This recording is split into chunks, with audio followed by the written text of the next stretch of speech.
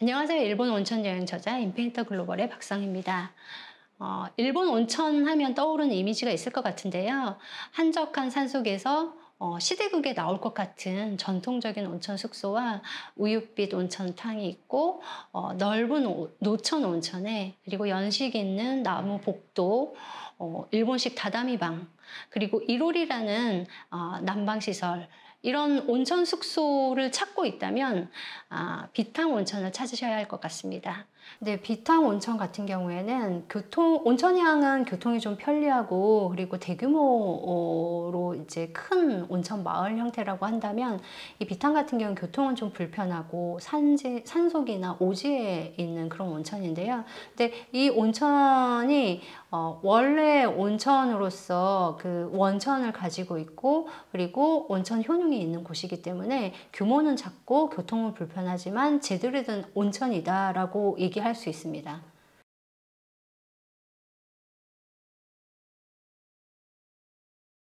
원래 자연 속에 좀 숨겨져 있는 좀 좋은 온천이라는 뜻으로 지금은 많이 사용을 하고 있는데, 처음에는 일본의 비탕을 지키는 모임이라는 모임으로 좀 그 이름이 사용이 됐고요.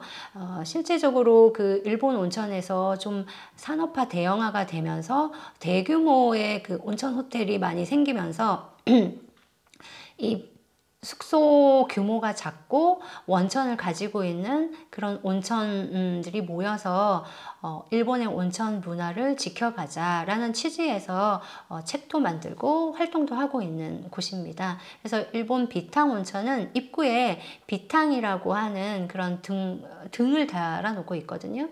근데 이 비탕은 특징을 살펴보면 조건이 있어요.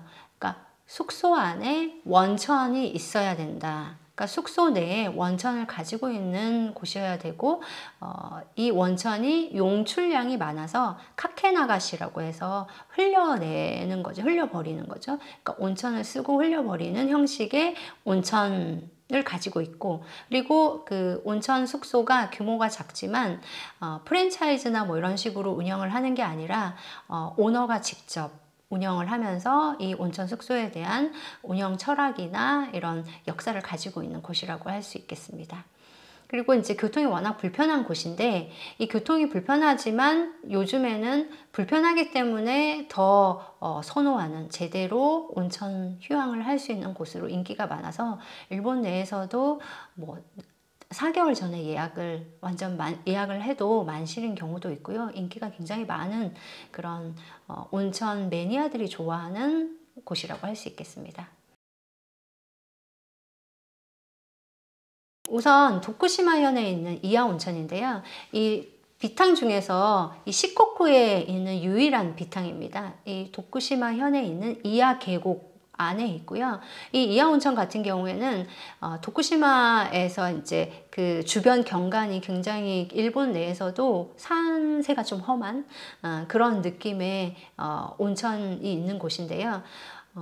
이하 계곡으로 케이블카를 타고 내려가서 온천을 하는, 강 바로 옆에 온천이 있는 곳이고, 여름 온천으로 유명합니다. 온천 자체가 온도가 그렇게 높지 않기 때문에 좀 여름 온천으로 즐길 수 있는 곳이다. 경관을 즐기면서 즐길 수 있고, 그 다음에 주변에 이제 이하 계곡과 그리고 카즈라바시 같은 그런 관광지를 같이 엮어서 즐길 수 있는 온천입니다. 와카야마현에 있는 유노미네 온천인데요. 이 온천 같은 경우에는 세계 문화유산으로 해서 순례길로 등록이 되어 있는 곳에 있거든요. 그래서 온천도 유명하지만 이 순례길도 굉장히 유명한 곳입니다. 일본에서 가장 오래된 공중욕장이 있는 쯔보유라는 것이 있고요. 이 쯔보유는 죽은 사람도 살려냈다는 그런 전설이 있는 온천이고요. 워낙에 온천 효능에 대한 이야기들이 많은 곳이기 때문에 좀 아름아름 많이 이용을 하는, 일본 사람들이 많이 이용하는 온천입니다.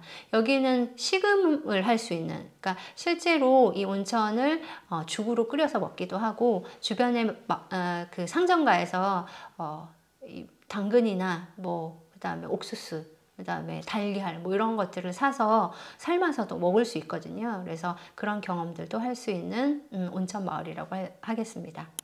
그리고 대표적인 비탕 온천인데요. 아키타현의 쯔루노유 온천입니다. 이 쯔루노유 온천 같은 경우에는 역사가 한 350년 정도 되고 이 에도 시대에 아키타현의 번주가 치료 목적으로 이용했던 온천이고요. 그리고 실제 지금 본진이라고 하는 숙박동은 일본의 오래된 그런 전통 보존 건물이죠. 이렇게 등록되어 있는 건물이고 실질적으로 도착해서 보면 굉장히 역사적인 그런 유서 깊은 느낌을 받을 수 있는 곳입니다. 워낙 산속 깊은 곳에 있어서 교통은 굉장히 불편하지만 일본에서는 굉장히 유명한 온천이라고 할 수 있고요.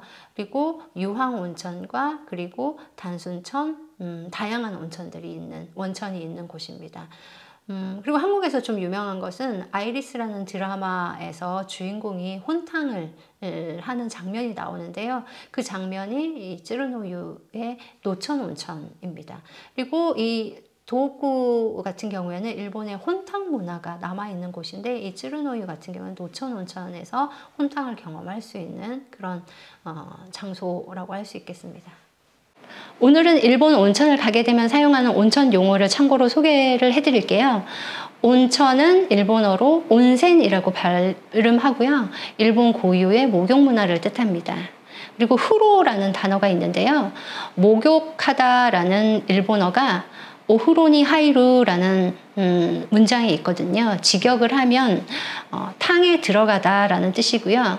한국에서는 때를 밀고 더러운 곳을 씻는다라는 것이 목욕이라고 하면 일본 같은 경우에는 탕에 몸을 담그고 피로를 푸는 그런 문화를 이 단어에서 볼 수 있겠습니다. 그리고 로텐브로라는 단어가 있는데요. 노천탕을 의미하는 단어이고요. 그래서 일본에 온천을 가게 되면 노천탕이 없는 온천은 좀 심심한 기분이 들거든요.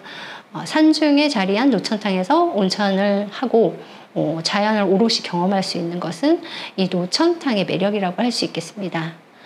마지막으로 아시유라는 게 있는데요. 조격탕이에요. 일본 온천 마을에 가면 거리 곳곳에 이런 아시유들이 있거든요. 그래서 산책하시면서 아시유를 즐길 수 있습니다.